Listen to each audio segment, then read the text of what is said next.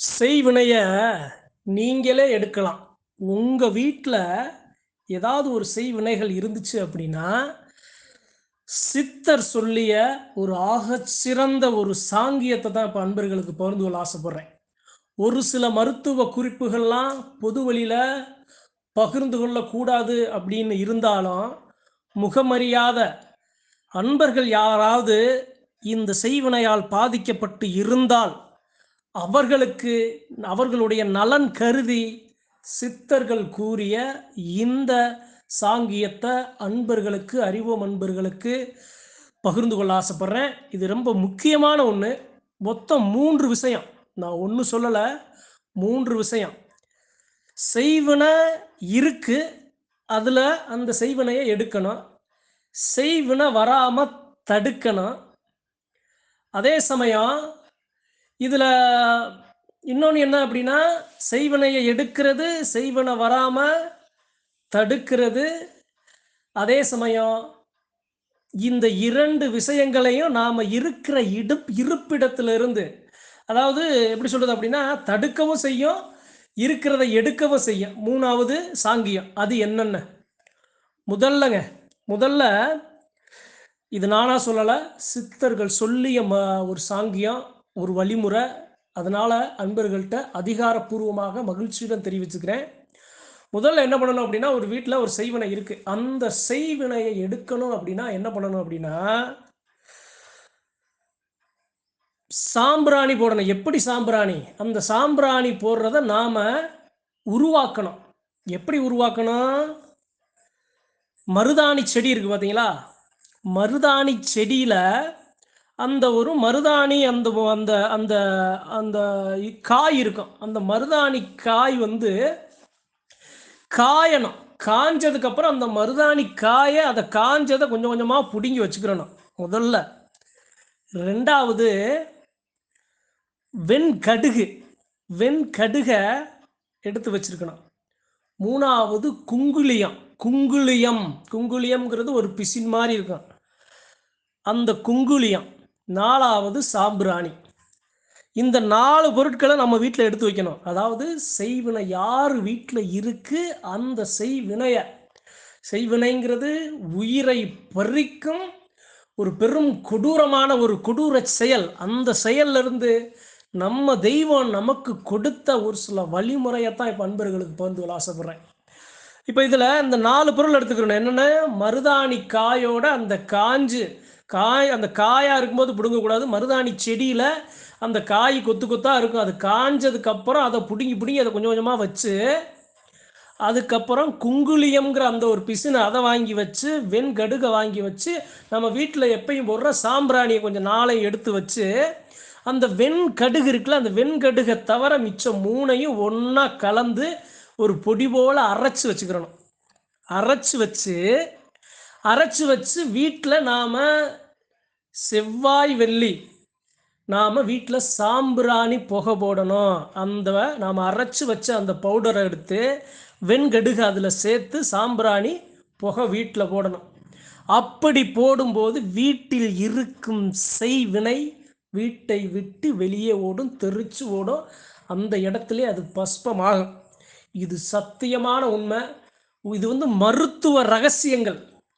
மாந்திரீக தாந்திரீகங்களுக்கு எதிராக மாந்திரீக தாந்திரீகம் செயல்படும் போது அதற்கு நிகராக செயல்படும் மருத்துவ மூலிகைகள் நம்மளுடைய முன்னோர்கள் சித்தர்கள் வகுத்து கொடுத்த ஒரு சில சாங்கியங்களை தான் அன்பர்கள்ட்ட பகிர்ந்து கொள்ள. இதை நீங்க செஞ்சிட்டீங்க அப்படின்னா செய்வினை உங்கள் குடும்பத்தை விட்டு விலகும். இது 1. 2வது செய்வினையிலேருந்து நம்மளை காத்துக்கிறணும். செய்வினை என்னைய தேடி வரக்கூடாது. அதுலேருந்து நான் முன்னக்கூடிய நான் எச்சரிக்கணும். எனக்கு சந்தேகம் வருது, யாராவது எனக்கு செய்வினை செஞ்சிருவாங்களா அப்படின்னு எனக்கு சந்தேகம் வருது. அப்போ நான் என்ன பண்ணணும் அப்படின்னா, நான் இருக்கிற இடத்துல, தொழில் செய்கிற இடமோ அல்லது இருக்கிற இடத்துல இந்த சாம்பல் இருக்கு பார்த்தீங்களா, நம்ம விறகு எரிக்கிற அந்த சாம்பல் அள்ளி ஒரு சின்ன குடுவைனா ஒரு சீனா சட்டி மாதிரி ஒரு அகலமான ஒரு சின்ன சட்டியில் அந்த சாம்பலை எடுத்து கீழே போட்டு, அதுக்கு மேலே விளைஞ்ச நெல், விளைஞ்ச நெல் இருக்குது பார்த்தீங்களா, அந்த நெல்லை போட்டு அந்த நெல்லுக்குள்ள பொலிதும்பங்கிறது ஒரு மூலிகை. தும்ப செடின்னு கேள்விப்பட்டிருப்பீங்க. அதுபோன்று பொலிதும்பங்கிற அந்த ஒரு மூலிகையை, அந்த பொலிதும்பையை, அந்த இலைகளை பிடுங்கி அந்த நெல்லுக்குள்ள புதைச்சி நாம் வச்சுட்டோம் அப்படின்னா, அதாவது செய்வினையோட நோக்கம் என்ன அப்படின்னா, அந்த செய்வினை நம்ம இடத்துல நம்மளை சாடி நிற்கும் போது நம்மகிட்ட இருக்கிற எல்லாத்தையும் அள்ளிட்டு போயிடும். ஆரோக்கியமாக இருந்தாலும், பொருளாக இருந்தாலும், நல்ல ஒரு அறிவு திறனாக இருந்தாலும், தொழில் திறனாக இருந்தாலும், எவ்வளவு ஆற்றல் இருக்கோ எல்லாத்தையும் அந்த செய்வினையானது முதல்ல பிடுங்கிடும். அதுக்கப்புறம் தான் நமக்கு கஷ்டமே வரும்.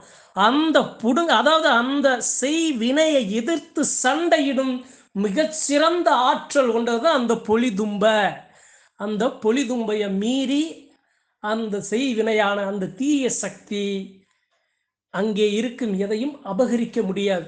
அதனால தான் அந்த கீழே சாம்பலை போட்டு அதுக்கு மேலே விளைஞ்ச நெல்லை போட்டு அதுக்குள்ளே அந்த பொலிதும்பையை உள்ள அந்த நெல்லுக்குள்ளே மறைச்சி வச்சு வீட்டில் ஏதாவது ஒரு இடத்துல நீங்கள் அதை வச்சுட்டீங்க அப்படின்னா, இது போன்று தீய சக்திகள் செய்வினைகள் நாளும் இந்த இடத்துல வந்து அண்டாது உங்களை காத்து நிற்கும். சத்தியமான உண்மைங்க. நம்மளுடைய முன்னோர்கள், நம்மளுடைய தெய்வங்கள், அதாவது என்ன சொல்றது அப்படின்னா, வேதங்கள் 4ன்னு சொல்லுவாங்கல்ல, அந்த ரிக்கு, அந்த அஜூர், அந்த அதர்வனம்ங்கிற அந்த ஒரு குறிப்பேடுகள்ல இருந்து அதுல இருந்து நல்லதும் செய்ய முடியும், கெட்டது செய்ய முடியும். அதுபோன்ற அந்த குறிப்பேடுகளில் சித்தர்கள் அறிந்த ரகசியத்தை அன்பர்களோட நலன் கருதி உங்களுக்காக நான் பகிர்ந்து கொள்ள ஆசைப்படுறேன். இது 2வது. ஏன் முதல்ல சொன்னது செய்வனை இருக்கிற செய்வனையை எடுக்கிறது எதது? மருதாணி, குங்குளியம், வெண்கடுகு, சாம்பிராணி 4ஐயும் சேர்ந்து வெண்கடுகு தவிர 3ஐயும் அரைச்சி பொடி போட்டு வச்சு அது கூட கடுகை சேர்த்து எப்பயும் வீட்டில் சாம்பிராணி போடும்போது அதை போடணும். சாம்பிராணி புகை போடும்போது இருக்கிற செய்வனை அந்த எல்லையை விட்டு உடலை விட்டு வெளியேறும்.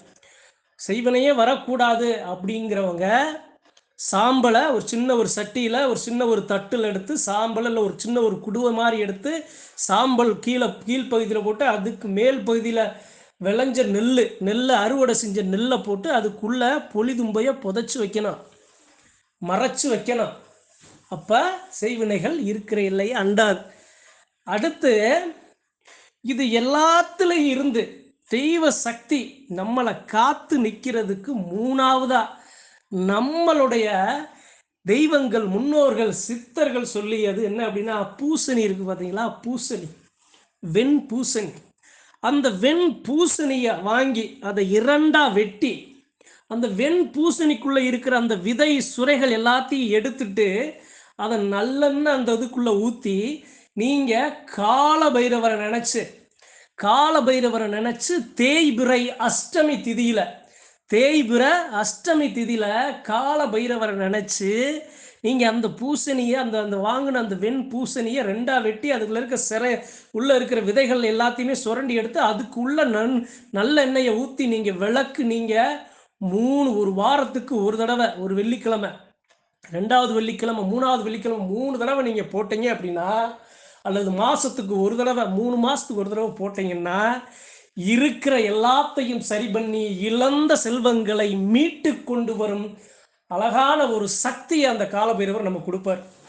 காலபைரவர் கணக்கெழுதும் மாபெரும் அதிகாரத்தை உடையவர். ஒரு ஆலயம் இருக்குன்னா அந்த ஆலயத்தில் வரவு செலவு கணக்கு என்ன, பூஜை புனஸ்காரம் என்ன, எல்லாம் நடந்து முடிஞ்சுன்னு கடைசியில் அந்த காலபைரவர்கிட்ட தான் அந்த சாவி அங்கே போயிடும்.